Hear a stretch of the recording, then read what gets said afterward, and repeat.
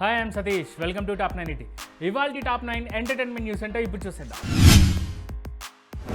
Megastar చిరు cinema ఇప్పుడు 400 కోట్ల వైపు పరుగులు పెడతాం. మనశంకర వరప్రసాద్ గారు మూవీ విడుదలై 25 రోజులైంది. ఇప్పటి వరకు 375 కోట్లకు పైగా గ్రాస్ వసూలు చేసి రీజనల్ ఇండస్ట్రీ బ్లాక్ బస్టర్గా రికార్డుకెక్కింది ఈ మూవీ. దీంతో చిరు సినిమా ఇప్పుడు ఇండస్ట్రీతో పాటు సోషల్ మీడియాలోనూ హాట్ టాపిక్ అవుతాం. ఇక ఈ విషయాన్ని పక్కకు పెడితే ఈ నెల 11 నుంచి మనశంకర వరప్రసాద్ గారు మూవీ ఓటీటీలోకి అందుబాటులోకి రానుంది. వారణాసి సినిమాపై ఇప్పటికే సోషల్ మీడియాలో చాలా వార్తలు ప్రచారంలో ఉన్నాయి. అయితే వాటిలో చాలా వార్తలకు జక్కన్న మహేష్ హాలీవుడ్ ఇంటర్వ్యూ కారణంగా సమాధానం దొరికేసింది.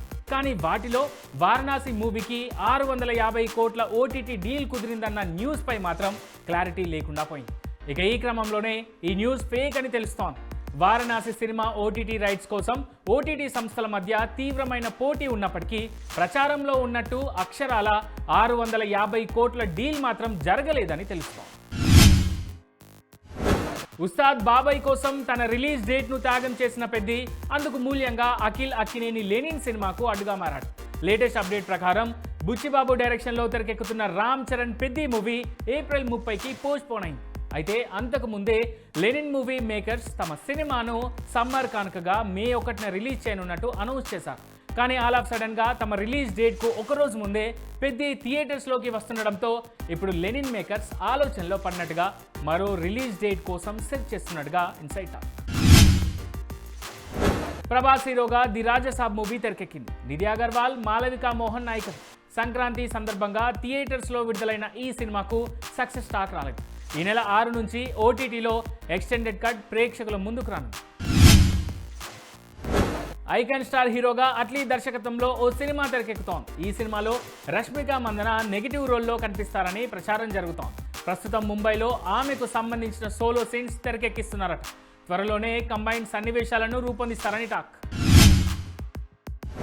ప్రస్తుతం చేతిలో ఉన్న సినిమా కంప్లీట్ కాగానే యానిమల్ పార్క్ని సెట్స్ మీదకి తీసుకొస్తారని డైరెక్టర్ సందీప్ రెడ్డి వంగా చెప్పారు. చూడ్డానికి ఒకే రకంగా ఉండే ఇద్దరు సోదరుల మధ్య జరిగే కథ కావడంతో యానిమల్ పార్క్ అని పేరు పెట్టినట్టుగా చెప్పుకొచ్చారు. అజీజ్తో పాటు మరికొన్ని వైలెంట్ క్యారెక్టర్లు కూడా ఉంటాయి కాబట్టే పార్క్ అనే పదాన్ని టైటిల్కి జత చేసినట్టు సందీప్ రెడ్డి వంగా తెలిపారు. కూలీ సినిమా రిజల్ట్ పై రజనీకాంత్ కూతురు సౌందర్య ఇంట్రెస్టింగ్ కామెంట్స్ చేశారు. ఈ సినిమా ఆశించిన స్థాయిలో లేదన్నారు. రజనీ డియేజింగ్ పార్ట్ చాలా బాగా వచ్చిందన్న సౌందర్య ఓ అభిమానిగా చూస్తే ఆ సినిమా ఆశించిన స్థాయిలో లేదన్నారు. దర్శకుడు లోకేష్ విషయంలో మాత్రం ఎలాంటి కంప్లైంట్స్ లేవన్నారు.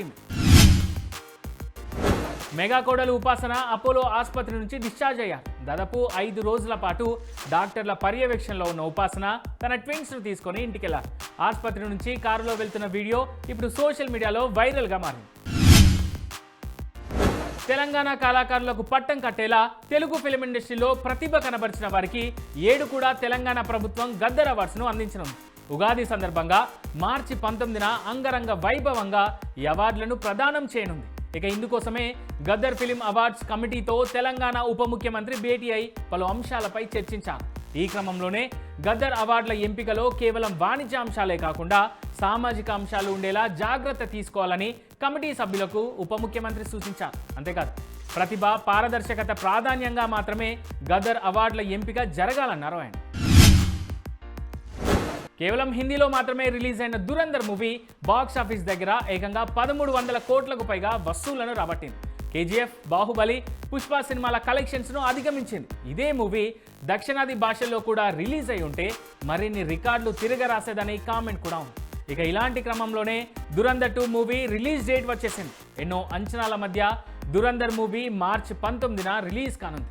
ఈసారి హిందీలో మాత్రమే కాకుండా పాన్ ఇండియా లాంగ్వేజెస్లో కూడా దురంధర్ 2 సినిమా భారీ స్పాన్లో రిలీజ్ కానుంది.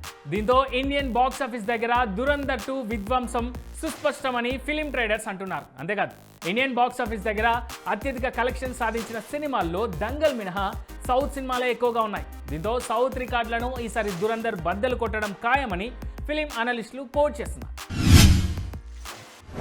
ఈ వారం ఓటీటీలో సినిమాల జాతర నడవనుంది. 1 కాదు 2 కాదు సిరీస్లు, సినిమాలు కలుపుకొని ఆ సంఖ్య ఏకంగా 15కు చేరనుంది. ఇక టాలీవుడ్ నుంచి ప్రభాస్ రాజసాబ్, కోలీవుడ్ నుంచి పరాశక్తి ఈ లిస్ట్లో మోస్ట్ అవైటెడ్ మూవీస్గా ఉన్నాయి. ఇక ఓటీటీ వారీగా చూస్తే నెట్ఫ్లిక్స్లో English movie queen of chess February 6 నుంచి స్ట్రీమింగ్ కానుంది. ఇక ఇదే రోజున Spanish series Salvador, animated movie transformer 1, Hollywood movie yo bestie streaming కానున్నాయి. ఇక అమెజాన్ ప్రైమ్లో English movie finding harmony, English series LOL, Hollywood movie violent ends February 6 నుంచి streaming కానున్నాయి. ఇక జియో హాట్స్టార్ విషయానికి వస్తే the most awaited movie the Raja Saab February 6 నుంచే అందుబాటులోకి రానుంది. ఇక G5లో హిందీ సిరీస్ షాబాద్ ఫిబ్రవరి 6 నుంచి స్ట్రీమింగ్ అవుతుండగా Sivakarthikeyan Parasakthi movie Telugu version February 7 నుంచి అందుబాటులోకి రానుంది. ఇక సన్ నెక్స్ట్లో నీలకంఠ తెలుగు మూవీ, సోనీ లివ్లో Hindi series George city February 6 నుంచే స్ట్రీమింగ్ రానున్నాయి.